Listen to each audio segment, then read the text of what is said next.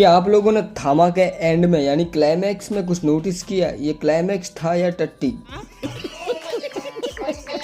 थामा की कहानी ये एंड हो गई या फिर इसका सेकंड पार्ट आएगा, या फिर भेड़िया वर्सेस थामा का एक अलग से फाइट हमें देखने को मिलेगा, या फिर यही कहानी भेड़िया 2 से या स्त्री 3 से कनेक्ट होगी। यानी कि हमें इस फिल्म के अंदर यही दिखाया गया है कि रक्षासन यानी नवाजुद्दीन सिद्दीकी को सर कटा वहाँ से छुड़ा कर ले जाता है और उसके बाद उसको हराने के लिए आलोक को भेड़िया का खून पीना होगा, तभी जाकर उस रक्षासन को हरा पाएगा। अब साला मेरा भी दिमाग घूम गया कि इसका सेकंड पार्ट आएगा या नहीं। अगर आपने थामा की एंडिंग नहीं देखी तो वीडियो बनी हुई है, तो जल्दी से जाकर देख कर आओ। क्लाइमैक्स के साथ हम इसके यूनिवर्स मूवी के बारे में भी बात करेंगे, आखिर थामा की कहानी किस फिल्म से कनेक्ट होगी। जब भेड़िया का कैमियो होता है तो क्या आपने वरुण धवन के फेस पर कुछ नोटिस किया? आप लोगों ने तो सिर्फ रेशमिका को देखने का मजा लिया है, वरुण धवन को कौन नोटिस करता है? वरुण धवन की जो दाढ़ी है वो नकली है, ध्यान से देखो। ऐसा भी हो सकता है कि जल्दबाजी में शूट करने के लिए नकली दाढ़ी का इस्तेमाल किया गया हो, लेकिन एक बात पक्का है कि साली पूरी फिल्म एक साइड और वरुण धवन का कैमियो एक साइड। ये बड़ी अच्छी बात कही आप।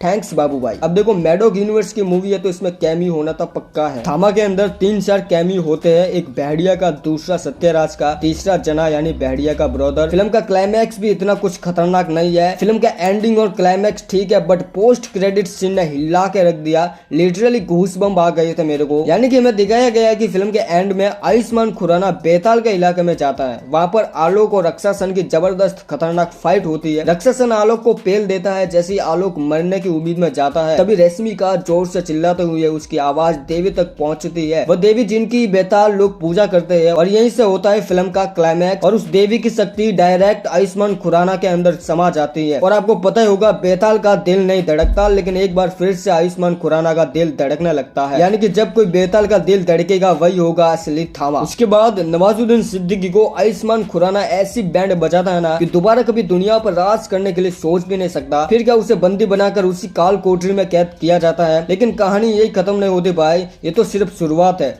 यही नहीं, अभी और सुनिए।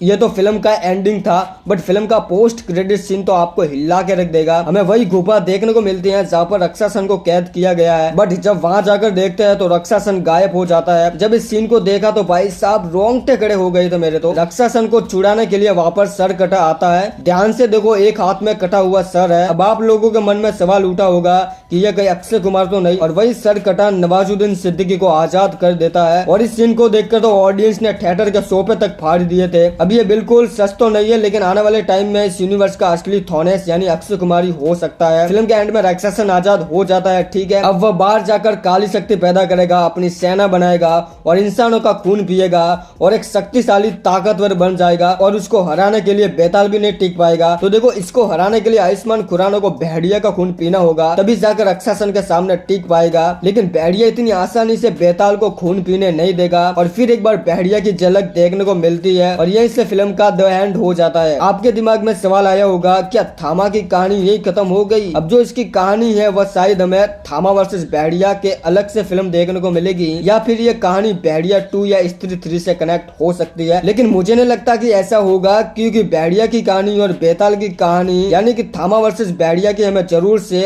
अलग फिल्म देखने को मिल सकती है। कि जब थामा और भेड़िया आमने सामने टकराएंगे तो थिएटर गूंज उड़ेगा यार। या फिर ऐसा भी हो सकता है कि इसकी कहानी भेड़िया 2 से डायरेक्ट कनेक्ट करवा दे, यानी कि भेड़िया 2 हमें 2026 या 27 में देखने को मिलेगी। और एक नई फिल्म का अनाउंसमेंट हुआ है, शक्तिशालिनी। तो इस फिल्म से तो ये बिल्कुल कनेक्ट नहीं होगी, क्योंकि शक्तिशालिनी की कहानी बिल्कुल अलग है। आयुष्मान खुराना भेड़िया का खून कैसे पिएगा और रक्षासन को कैसे हराएगा, ये कहानी में भेड़िया 2 या फिर भेड़िया वर्सेस थामा में देखने को मिलेगी। आपको क्या लगता है कि इसकी कहानी किससे कनेक्ट होनी चाहिए? कमेंट में ठोक के बताना। और भाई लोगों, एंडिंग एक्सप्लेन की वीडियो पड़ी है तो वो भी जाकर देख कर आओ जल्दी से। तो आपको यहाँ पर ऐसे ही वीडियो देखने को मिलेंगे, तो चैनल को सब्सक्राइब कर दो। तो मिलते हैं नेक्स्ट वीडियो में, तब तक के लिए हर हर महादेव।